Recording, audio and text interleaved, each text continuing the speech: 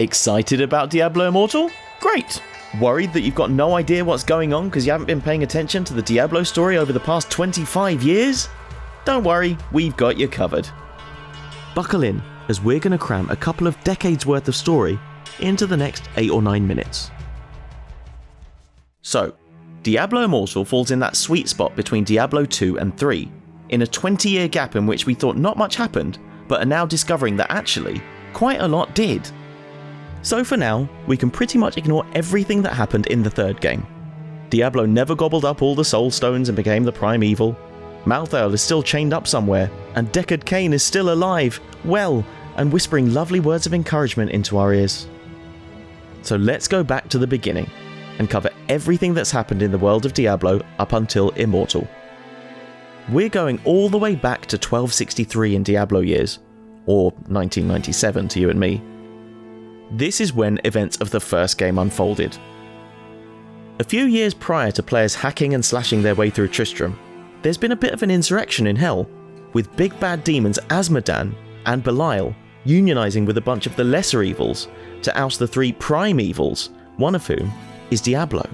So Diablo gets evicted and finds himself in the game world, Sanctuary, where he quickly gets ganged up on and sealed away in a soulstone prison by the Horadrim, an order of wizards led by the angel, Tyrael. They bury the soulstone beneath the town's cathedral, hoping that's the end of the matter. But it wasn't. Like the scheming little troublemaker he is, Diablo tries to corrupt the town's leader, Leoric, but fails. Instead, he just turns him a bit mad. Resorting to plan B, Diablo decides to steal Leoric's son, Albrecht. Obviously outraged at the audacity of this, the already mad king becomes even madder and blames his loyal subjects. One man has a solution though, and that man is the Archbishop Lazarus. He rallies the townsfolk to rescue the king's son, but leads them straight towards a big, scary, bloodthirsty demon who gobbles them all up. Turns out, Lazarus is a bit of a bad dude. When all seems lost, Leoric's other son, Aidan, returns home, and this is where the player steps in. The family reunion will have to wait, as he vows to rescue his little bro, and his father is, well, a bit too mad to deal with. So the player, as Aidan, descends through the depths of the cathedral and its underlying catacombs, fighting various baddies, and he eventually finds the reanimated bones of his father, now the Skeleton King. Well, he kills his skeleton-y dad, deals with that trauma, and continues cutting a bloody swathe through the various levels, until he reaches the wretched Archbishop Lazarus. And he kills him too. He pops through a portal to find Diablo, and our hero swiftly disposes of the Lord of Terror. After defeating the big bad demon, he finds his brother with a soulstone lodged in his cranium. He removes it, and in a selfless act of desperation, he mashes it into his own forehead with the aim to contain the prime evil. Which brings us on to Diablo 2. So, it turns out putting an object of infinite evil into your brain is not a smart move, and our selfless paragon of a main character basically turns into Diablo Light. He succumbs to the corruption, and wanders around the world doing bad things, unleashing little hordes of demons here and there. So our time playing as Aidan is over, and we now take on the mantle of a new hero. A good chunk of the story revolves around you following the antics of Aidan, who's now known as the Dark Wanderer, and you'll be hot on the heels of whatever his most recent misdemeanor is. The Wanderer makes a few friends along the way, and tasks them with stopping the hero, but they prove no match for them, because they're the hero. So it turns out your nemesis has a bit of a master plan, in that he's going to resurrect his brothers, creating a trifecta of evil, mean, destructive, mean, evil guys. So now we establish that Diablo isn't the head honcho of Hell, but one of the 3 prime evils, the others being Baal, the Lord of Destruction, and Mephisto, the Lord of Hatred. Underneath them are the lesser evils, most of which get killed, or at least maimed by the player. So Diablo is off to free his brothers, and he succeeds in getting Baal back on his side in the Aranok Desert.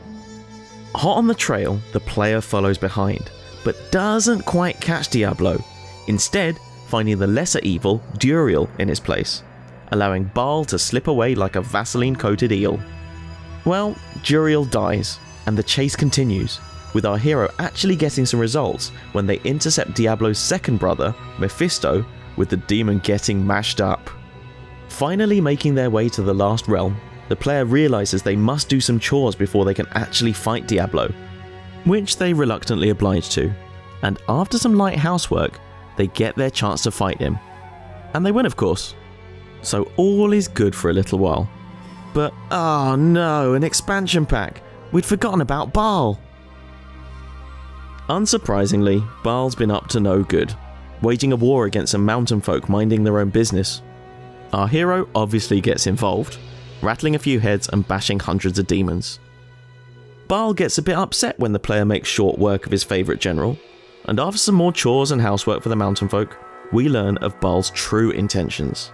He's planning to corrupt the World Stone, a great big crystal that's kinda like the foundation of the whole world, and in doing so, he basically sets himself up to launch a full-scale invasion on Sanctuary, which is quite obviously no good for anyone. So our hero manages to get to the keep where the World Stone is housed, but Baal is already a step ahead of them, and waiting with a trap. The trap fails miserably. The hero has had enough, and beats Baal to smithereens. In his final throes, Baal does succeed in his mission, and the World Stone is corrupted. Tyrael, that angel who's been meddling/helping during the whole game, has a great idea. He decides to stop the corruption by smashing up the World Stone, and it just goes everywhere, all over the place. It's a real mess. The main threat has been prevented, but the veil between Hell and Sanctuary has been forever weakened. And now Diablo 2 is concluded, the world waits with bated breath for the inevitable invasion from Hell.